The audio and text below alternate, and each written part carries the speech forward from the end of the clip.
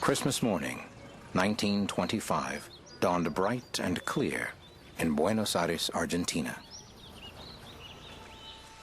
Just before 7 a.m., 3 men walked across a city park to a quiet grove of trees. They were Elders Melvin J. Ballard of the Council of the 12 Apostles, Rulon S. Wells, and Rey L. Pratt of the First Council of the 70. Finding a secluded spot, the 3 knelt, and by the authority of the Holy Apostleship, Elder Ballard dedicated the nations of South America for the preaching of the gospel. There were only 12 members of the church in all of South America in 1925 when my grandfather Ballard offered that prayer, and they were all Europeans. There was not one native South American member of the church at that time. At a testimony meeting in Buenos Aires on July 4th, 1926, Elder Ballard prophesied, "The work of the Lord will grow slowly for a time here, just as an oak grows slowly from an acorn. But thousands will join the church here. It will be divided into more than one mission and will be one of the strongest in the church. The day will come when the Lamanites in this land will be given a chance. The South American mission will be a power in the church." A decade after this prophecy, there were 329 members of the church in all of South America. By the end of World War II, the number had risen to only 1,200. Then, around 1960, membership rose dramatically to 13,000. By 1986, it had soared to 790,000. By 1997, church membership in South America surpassed 2 million. What has really happened down there is unbelievable, even for those of us who were part of it and who've seen it. That's a fulfillment of Book of Mormon prophecy.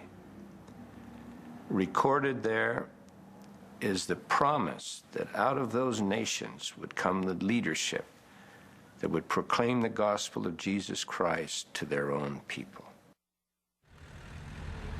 In 1949, a young couple, Walter and Edith Spott, had just settled in Sao Paulo, Brazil. Of German descent, Walter was a skilled and talented furniture maker. Edith attended Protestant church services regularly, but her husband refused to go. Bem, minha mãe era metodista e o meu pai era uma pessoa assim de grande espiritualidade, muito conhecimento da Bíblia. Mas ele não gostava de acompanhar a minha mãe na igreja dela, porque ele achava que deveria existir alguma coisa melhor ou mais perfeita do que aquilo, alguma coisa mais verdadeira do que aquilo. Então, todas as vezes que ele saía para o trabalho, a minha mãe se ajoelhava e orava para que ele tivesse o conhecimento dessa igreja, que ela aparecesse na vida dele para que ele pudesse conhecer essa igreja que ele buscava. Several months later, in November 1949, 2 missionaries of the Church of Jesus Christ of Latter-day Saints knocked on their door. For 5 months, Walter studied the gospel, read the scriptures, and attended meetings. Before long, he became convinced that he had found the true church. On March 20th, 1950, Walter Spott entered the waters of baptism. 7 months later, his wife Edith joined the church. He made the decision at that point that he would be completely dedicated to the church and do all that was asked of him. And consequently, he was put into several leadership positions almost immediately. He was a branch president. He was an elders quorum president. He was in the district council, in the district presidency, and finally as a member of the mission presidency. But Walter Spott, among all those who were placed in responsible positions, became an anchor and a pillar of strength in a very small organization. On a sunny morning in May 1966, a remarkable event occurred in Walter's life and in the lives of all Latin American Latter-day Saints. The first stake in South America was organized in the city of Sao Paulo, and Elder Spencer W. Kimball called as the new stake president Walter Spott. The São Paulo stake was a very large stake. It covered basically one of the largest cities in the world, so it was a lot of work. He had never lived in a stake. He didn't know how a stake ran. and he felt inadequate because of that. But that didn't affect his work. He immediately plunged in. He used his high councilmen, his bishops, in order to organize and build a stake.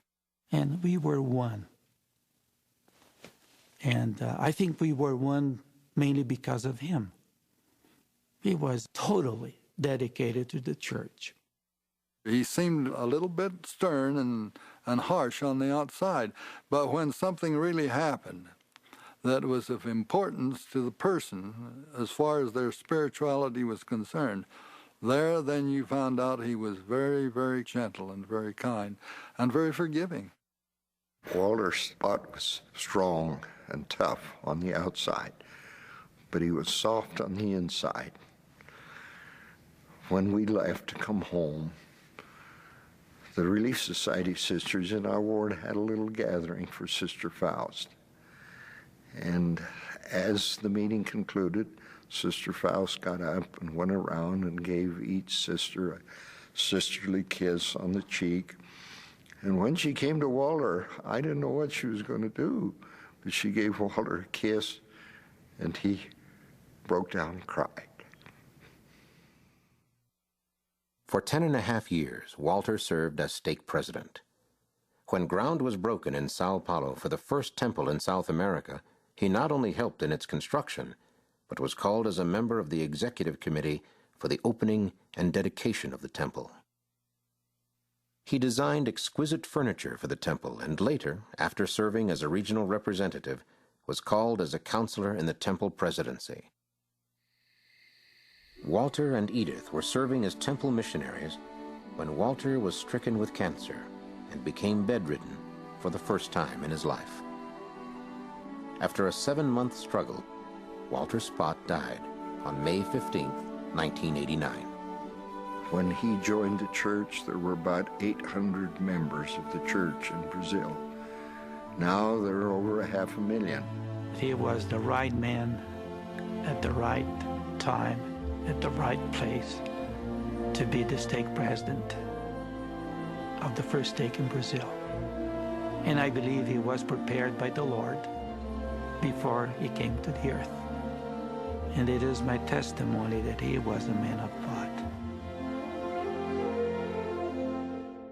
West of Brazil, sprawling for thousands of miles along the coast, lies another South American country where the church has experienced phenomenal growth, the nation of Chile. In 1977, at a Chilean area conference, Elder Bruce R. McConkie of the 12 prophesied, "I foresee the day when the 7 stakes in Chile will be 7 times 70. I foresee the day when the 250 active Chilean missionaries will be increased by the thousands. I foresee the day when the Church of Jesus Christ of Latter-day Saints will be the most powerful influence in this nation. The Lord will pour out blessings abundantly upon this nation because of the righteousness of the people who live here." In March 1997, Chile received its 100th stake. The number of members in Chile has placed it 4th in the entire world behind the United States, Mexico, and Brazil. Today, 1 out of every 20 Chileans is a Latter-day Saint. In Latin America, by 1997, the small acorn of which Elder Ballard prophesied had grown to 753 stakes, 94 missions, 6 temples with 6 more in planning or under construction, and 3.4 million members. When President Howard W. Hunter came to Mexico to create the church's 2,000th stake, the 129th in Mexico, he looked over the vast sea of faces and said, "Who could have imagined that from its very humble beginnings, the work in this land would have progressed to its present state of maturity? The Lord, through his servants, has brought this miracle to pass. The promises made to Father Lehi and his children about their posterity have been and are continuing to be fulfilled."